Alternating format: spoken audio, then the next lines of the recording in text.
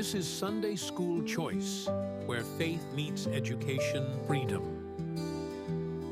Hello, everyone. My name is Nathan Sanders. I'm with Ed Choice. I am joined today by a friend, a mentor, and then someone who works with us here at Ed Choice, Tom Kakadelis. Tom, why don't you introduce yourself real quick? Sure. Thanks, Nathan. Thanks for having me. I'm a pastor for 44 years. I live in North Carolina, and I've been involved in the education space for probably about 45 years. My wife, very active in a variety of different capacities, from the state school board action all the way down to the local school board in Mecklenburg County and everything in between, charter schools and so on. So I've lived education for most of our married life. And so I now have gotten involved with how churches and schools relate to one another in the context of discipleship and education. Yeah, and thank you, Tom, for that. Tom works with us at Ed Choice, specifically in the Carolina region, North and South Carolina, and a little bit in some other states, and just to do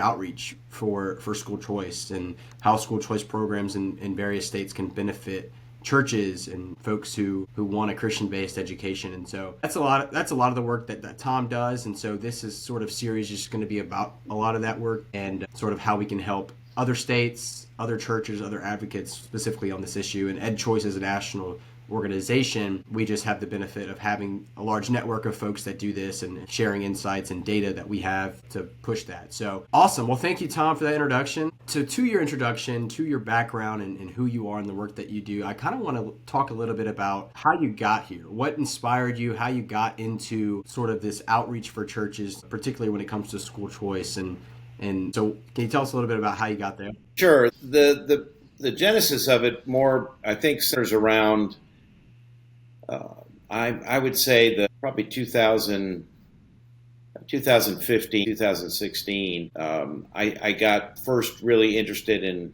in why pastors avoided any sort of educational component in their church formally, outside of their regular Sunday morning, Wednesday night, Sunday night programs. Many of them had discipleship components. They had even after school programs. Some churches had preschools, but not many of them the equivalent of a K-12 sort of environment. And the ones that did were separate, kind of as a part of the church, but not really integrated as a part of their ongoing ministry. But then in 2017, 2018, began to see in North Carolina the opportunity to connect pastors over a variety of different issues, and began to see and get to know many of the pastors that were involved. And so I began a network. I just started a pastors network. And then over a period of about 5 years now, I have accumulated a number of names and the interest of those names getting involved in the education space. And now there's more of an interest as we see choice being a great thing in a variety of other spaces. Education was a great place for me to sort of land in this. And so the integration of those two things, the network that I already had and the need for them in a variety of places to utilize the resources that Ed Choice had and others, but Ed Choice primarily because of the research, the background, all of those valuable tools began to be a really good way for me to help those churches get into the education space. And many of them wanted to and just didn't know how. And so that's what got me involved. In the last 2 years, it's been awesome because now I not only have the ability to pull it in, but I'm also able to go under the banner of Ed Choice into places where pastors are already gathering. From the Southern Baptist Convention to the Church of God in Christ convocations, to the Assembly of God camps, to association mission strategists retreats. I get to go all over North Carolina and South Carolina addressing those different groups with the resources that they need to be able to create, really, literally, create a school within their context. Yeah, absolutely. And I love that you say that about sort of the timing of it all, right? I love how you talk sometimes about, I forget, it's the 80-20-20 rule. Is that what it is? No, it's the 81 rule. The 81 rule is that children spend 35 hours approximately every week in a classroom They spend about 45 hours a week and more on average on social media and the internet, YouTube. But they only spend really 1 hour a week on average in a church house. And that 80 number compared to 1 creates this disparity that is very difficult to overcome when you're trying to build a biblical worldview in your life. And so churches struggle because many of the children that go through their programs, even if they're very, very active, at the end of their high school careers, many times they lose those children to other teachings because their worldview has been inadequately shaped. Yeah, right. Yeah, I love that. I love that example. As I've been able to work and travel talking to other folks, pastors and church leaders, I've been able to sort of echo that, and they're like, you're 100% right. I mean, even pastors and those in the church who are in leadership or administration, they've seen over the last few years, since I guess the COVID-19 pandemic, that there's a need, right? Parents through COVID, whether they pulled their students out because they wanted to homeschool them or put them in a private school because they realized that the public system was going to be closed for a while and they didn't want that. But with all the terrible things COVID brought, they realized after a while, like, they should not have been closed and they should have been reopened way sooner. Like, we've seen a lot of those losses when it comes to literacy and other things in the recent NAEP scores. That was a bad thing, right? And so COVID was bad, but it also presented lots of opportunities for parents and churches to meet that need. Simultaneously, lawmakers in a lot of these states saw that need and said, well, let's start working to create some school choice programs. And so that kind of segues into my next question, which is, how have you seen just over the last few years a lot of these school choice programs, particularly in North Carolina where you're based and where you work, benefit those institutions, those churches, and those schools? Can you speak any to that? Sure, it benefits greatly.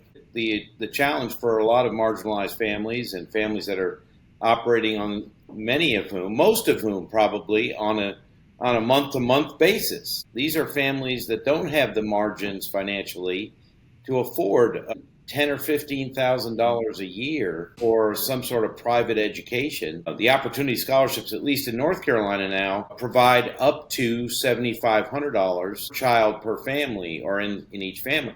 So the opportunity for some that are in greatest need, they're able to get a hold of resources that would normally be assigned to the state funding, would normally be assigned to their local district, get directed in some ways differently. Now in South Carolina, it's a little bit different. Theirs didn't work out so well last term, and so they haven't got it through. But they've remedied that, and now they've reintroduced legislation that looks like now will pass muster under the courts against their constitution. So they're able to do a similar thing. In North Carolina, we have worked on this for many, many years. And over the last couple of years, we've been able to then get what we call opportunity scholarships. And the main argument against it is that it's taking money away from the public school system. But what they don't say is that that pot of money is a very different location. It does not come out of the regular public school system allocation. It's a separate allocation, and it has a cap. It only can service so many families. And so over the last 2 years, the legislature here has been able to get past kind of the barriers that go along with it and been able to marshal in this new opportunity for some of these marginalized families. So all families can apply for it. The difference is that all of them aren't going to get it because the greatest need is at the top of the list. And so that provides a way for them to do it. So that's why in North Carolina, we have a great opportunity in front of us because that pot of money is going to increase over the next few years, and it's going to give more and more families the opportunity to do it. Now, that's just with state allocation. That's not the local funding. So the local funding is untouched. The state provides this out of a separate pot of, if you will, a separate pot of gold. And then the educational system, public educational system, is not impacted by it. In fact, it's positively impacted because the student is not in the classroom. That means that seat is available for an incoming student. They still get out of now we've discovered in North Carolina, you're going to like this. This may be a number you're not familiar with, but there are 57 revenue streams that go into one student's educational financial picture.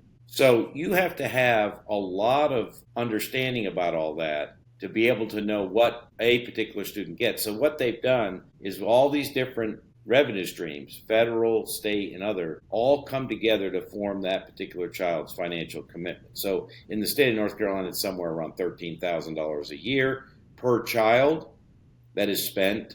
There's all kinds of nuances to that.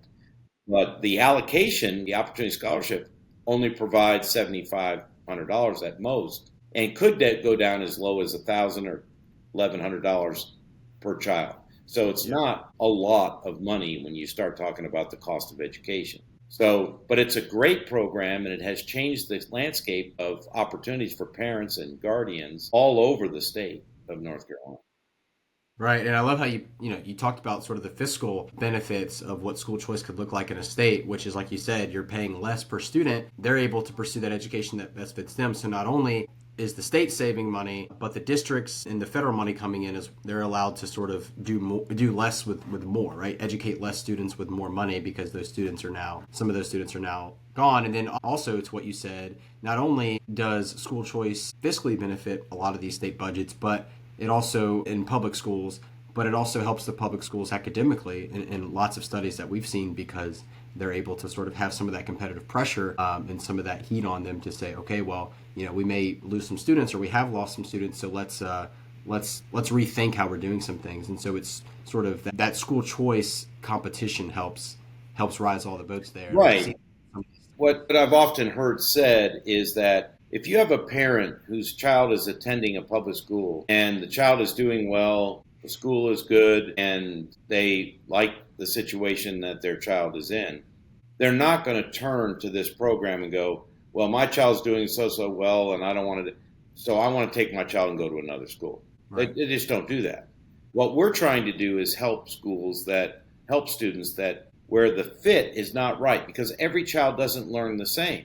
It doesn't even mean that the district is doing a poor job. It just may mean that the parent feels that there's a better learning environment for their particular child. And so what it does is it changes again and reinforces the basic, I would say one of the basic core values is that parents are responsible for their child's education. Parents and guardians, grandparents, whoever it is, they're responsible for their own child's education. And by releasing that from the government and thinking it's the government's job to make sure that that child gets an education is a very different paradigm. And it sort of shifts back to what I would say is what it originally is that we get back to what the family is and what the parents' responsibilities are. And then we help the parent make the best choice for their child.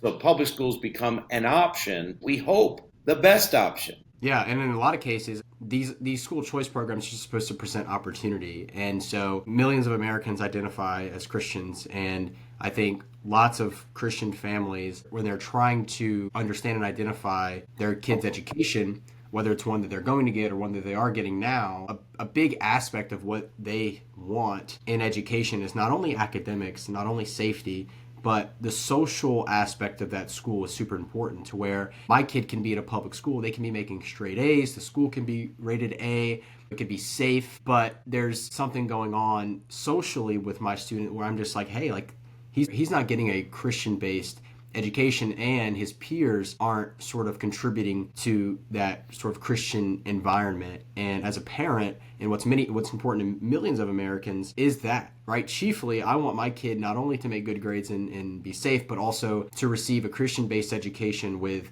peers who are edifying to that, if that makes sense. Right, and it does. It makes perfect sense. The challenge for parents today is they have so many influences on their children. In past days, it might have been the community that was the big impactor of the child's social life, right? Now the entertainment world and the community is online, and the impact and influence of others from all over the world now come to bear on that child's thinking and beliefs. And so parents are trying to shape their children's worldview. They may not say it that way, right? But that's what they're doing. And they want to shape that worldview around certain basic tenets that they believe, in many cases, as you were using the term, maybe for some it's very clearly a Christian perspective. But even if it's not, that parent has the responsibility as well as the opportunity to shape their child according to the worldview that they think is best for their kid.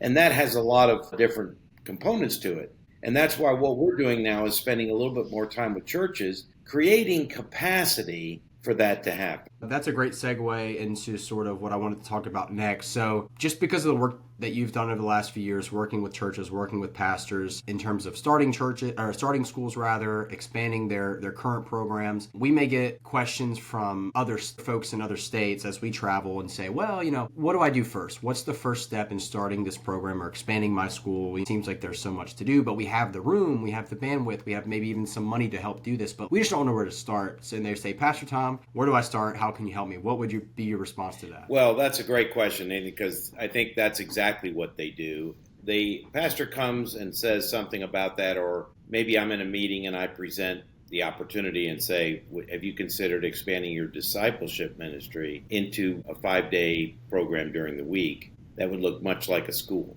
And there are a number of options that you can take to do that, from homeschool co-op to a micro school to a hybrid of some sort, to a university model kind of thing, to a full-blown K-12 program right, out of the gate. But that's not always possible. We try to help, first of all, see what their thought process is regarding discipleship in general. What do they hope that their students in their school, their community, their local demographics can demand? Are there any other options in the community? So we do a basic demographic psychographic study and I'll just pose a couple of questions to them and ask them about why this might be an important move. And then at that point, we set up a meeting, and then I have 38 questions that we have to address. It's kind of funny, but it amounts to basically about an hour and a half with basic leadership. Sometimes it's church staff, sometimes it's a combination of leadership within the church. And we sit down and talk about what does that look like as a part of your regular ongoing discipleship ministry to children. And then I help them to see that it's not going to take a whole nother entity to accomplish this. You can do this within the mainstream of your regular ongoing ministry of that church. And it could be a smaller church, larger church, but in the case you gave me, I'll just give you an example of a church out east in North Carolina that I've met with. I'm getting ready to meet with them on Wednesday night this week.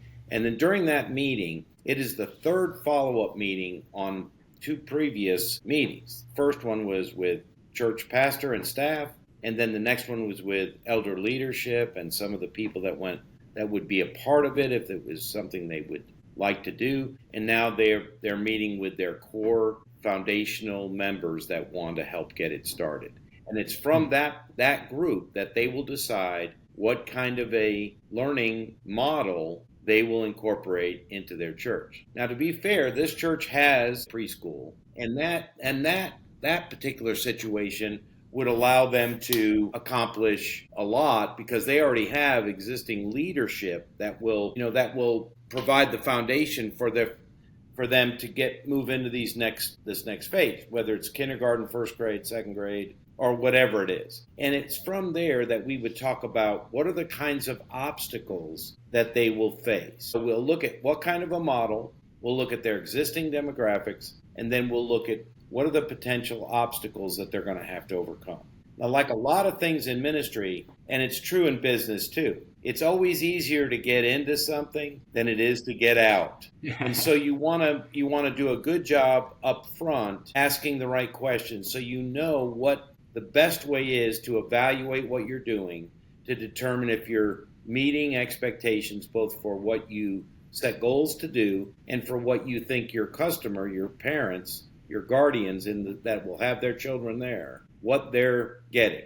And you have to have a measurement to do that. So build those things in, then we start on the process. It's a brief pathway. It takes about 6 months to do. It could take a little less depending on what kind of model you want to. If you want to do a homeschool co-op, you can do that rather quickly. If you want to do a micro school with a small number of children, you could do that rather quickly. But if you want to do something that is on the school calendar, that has to be formulated around that, you do need to do a little bit more planning. It will all rise and fall on leadership. So that has to be the key. So those are the kinds of questions and the important subjects, I think, that would be necessary at the front end. Yeah. I think it's so great and so important what you said about discussing different models to go with, right? Whether you're talking to church leaders, because I think there's like a common misconception, not only on Christian education, but just generally any type of non-public education. There's this common misconception that every non-public school is this big, large private school that costs $50,000 a year and it's only for wealthy folks. And it's just not true. The important work that we do on the front end when working with legislators is to make sure that school choice scholarships can be used not only for tuition at private schools, but for other models as well, whether that's homeschooling or microschooling or any type of co-op program, etc., because the education landscape is changing so much and innovating so much, and that's bleeding over just as, it's just as common in the Christian education world that you see a private Christian school, but also a co-op that's based out of a church that's still Christian based, but it just looks different, and that's okay. And so I think it's so important to discuss now what different models can be used, because bringing other folks from what education looked like 25 years ago to now, it's completely different. So to that, speaking on school choice programs, since that's what we do, and I'm curious to know, because a lot of times when we're talking with homeschool that's Christian based, or even other kind of models that are Christian based, there's some hesitation from leaders and parents depending on the school choice program, because they admittedly say there's some strings attached. It's a government run program or quasi-government run program, and there are some strings attached, and they're right in some sense. And that's why the work that we do is, hey, let's trust parents, let's trust those folks, and let's not overregulate this, and let's make sure that private schools, specifically Christian schools and Christian models, are protected when it comes to beliefs and when it comes to their processes. And so I'm curious to know your thoughts, just because of the work that you've done working with Christian-based educators and churches, on how you would navigate that question and that concern. That's probably one of the 5 initial issues that have to be addressed anyway, because I do think that as much as pastors do a tremendous job of shepherding, and parents are acquainted with what the typical school models, and because of their own experience, unless they've had something more creative or different themselves, everybody thinks that kids come into class at 8 o'clock in the morning, they sit down at a desk, they get given, information to absorb, they take a break for lunch, they get more information to absorb, and then they get recess and snack, and they go home. And that's what I think a lot of times what the typical idea of a school is. And in a church, you don't have to do it that way. So there are a number of models. And one of them is what I would call, what we mentioned a couple of times, and that's the homeschool co-op. Basically what that is a collective of parents who have agreed to come together as homeschool parents and utilize each other's resources, time, and talent to contribute to each other's child education, whatever those things may be. And they work together. They may have some mentors that come into that equation that are from the outside. If they do it in a church, they might do it as a part. The pastor may have a small part in their, maybe a chapel service that they may have once a week, twice a week, whatever. So that model is very common because there are a number of homeschool collectives, number of homeschool co-ops that are out there. Then there's a hybrid model of that you can utilize both individual learning sessions within the church, where you do have some structure for classroom and content, and you might even have some experts, if you will, or highly capable mentors in those environments to help direct different age groups of those children. So they may help them very well, and so they may want to have more of a classical education, so then you might want to include something like classical conversations or the 5C model that comes with a Turning Point, academy sort of model. So you can incorporate different types of things within these structures. Then you can have a regular classroom model, right? Which is they just go 5 days a week. The other kinds of ways to do it are, like I've been promoting with some of our churches, is to say, you have a little bit more structure on Tuesday, Wednesday, and Thursday. There's a morning session. Children usually do really much better in the morning hours in the learning environment. so that there's a lot that can be done in those things. Incorporate a chapel service as a part of their discipleship ministry of the church. And then they include in that even teaching mathematics and other structural things from using the Bible. They can do it. There's a lot of ways to do that. And so they do that on Tuesday, Wednesday, and Thursday. And then on Mondays, they use it for remediation. They look at children and they say, look, there's some kids that can learn, are just behind in getting into the system. And so they'll use remediation. Sometimes they'll use some of the older children to help remediate the younger kids, which is genius, I think. It's a great idea. And then also it allows for there to be, if there's not going to be school on a given day because of a holiday or something else, then those Mondays don't interrupt their regular teaching schedule, learning schedules.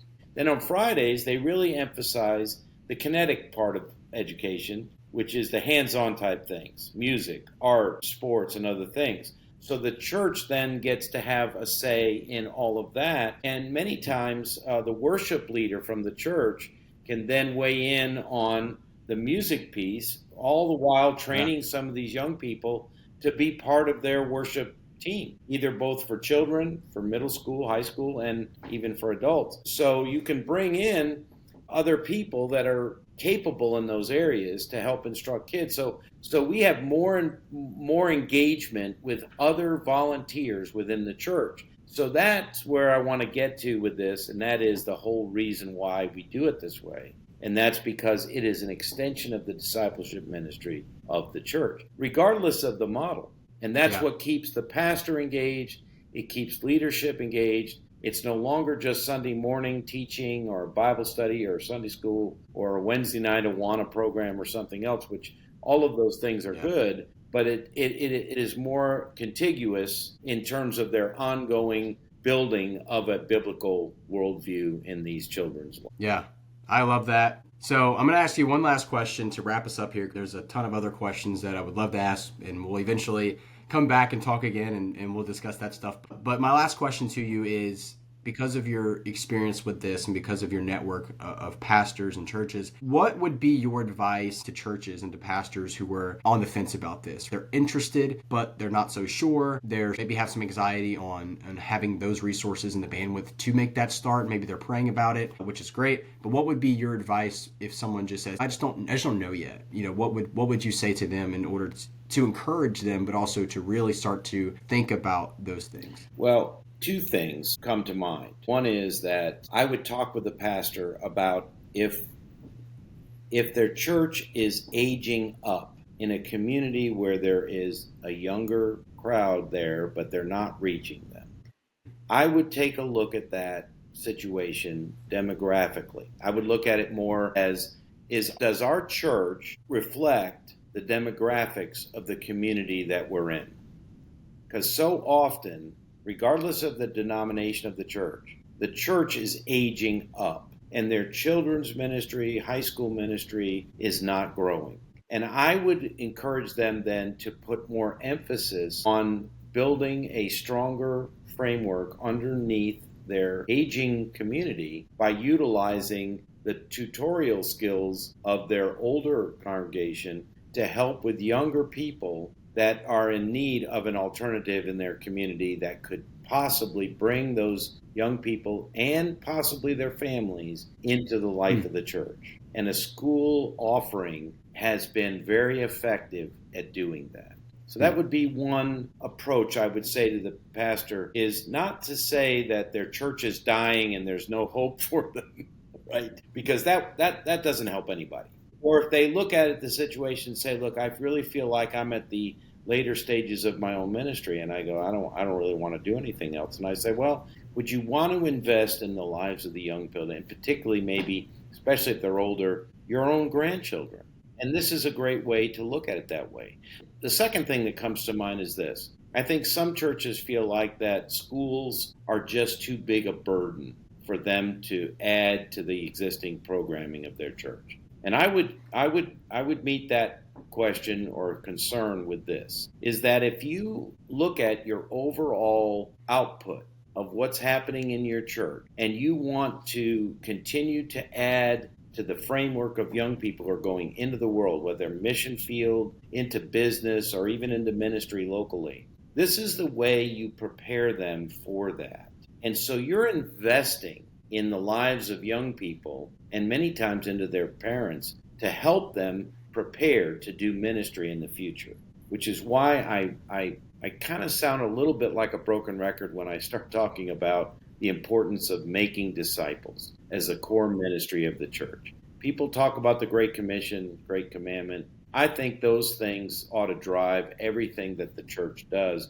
regardless of their denomination, so that they're able to make a difference. Because I would say this finally, the last thing you want to say if your church were to close is that nobody in the community would notice. The last thing a church wants to be is irrelevant. And that's why I would encourage pastors to say on a regular basis, are we relevant to our community? Are we making a difference in our community? Would we be missed if we were gone? And I think if you ask that question and answer it honestly, then you have to look seriously at what you can do to expand your ministry to children in the life of your church and in your community. Yeah.